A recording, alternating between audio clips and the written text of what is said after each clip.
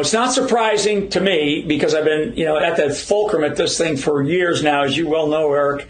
But it's a stunning revelation when the director of national intelligence for the United States of America is accusing with evidence, and I mean with very clear evidence, not only what she has exposed in the last 72, 96 hours, but also what we already know from various investigations that have already been done.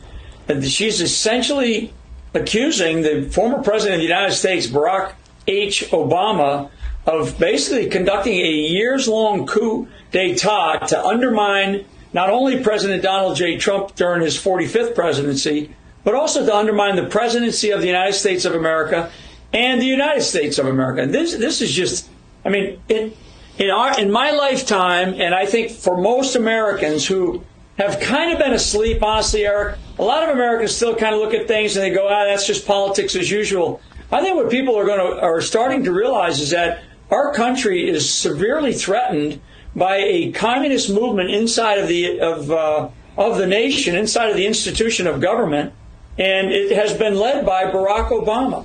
I put out the other day, Eric, on a post on my X post a couple of days ago, where I laid out what I said was the deep state plan. And I've said this for years now, and it's proven true. The deep state plan was for Barack Obama to be in place for 8 years, and then the person to follow him up would be Hillary Clinton, and she would be the heir apparent to Barack Obama, and she would be there for another 8 years, and we wouldn't be having this conversation. And our country and our Constitution and our way of life would be completely undermined by that particular plan. That was the deep state plan. 8 years Obama, 8 years of Hillary. Enter in 2015, the summer of 2015, coming down the escalator, Donald J. Trump. And Trump upset that plan. And they tried their damnedest to upset him prior to the election of November 2016. And Trump, lo and behold, the American people were sick and tired of the political establishment. Hillary Clinton was one of the most unlikable people. Donald Trump beats her.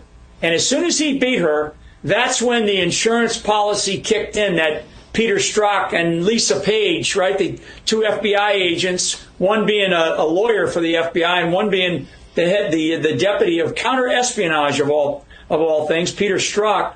So what's really incredible is this is a new piece of evidence.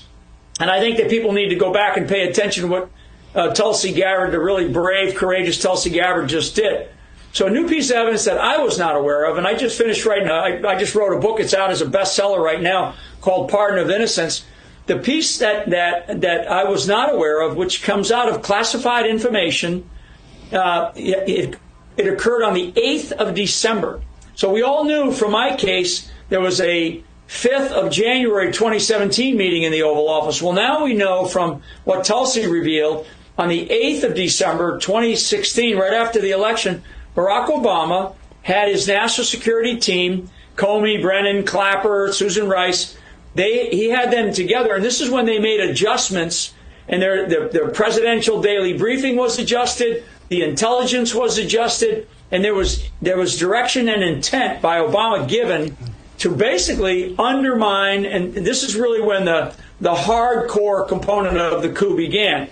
The coup kind of started in 2016 summer, where they started to really build up this case that Hillary Clinton, paid for, this bought and paid for intelligence.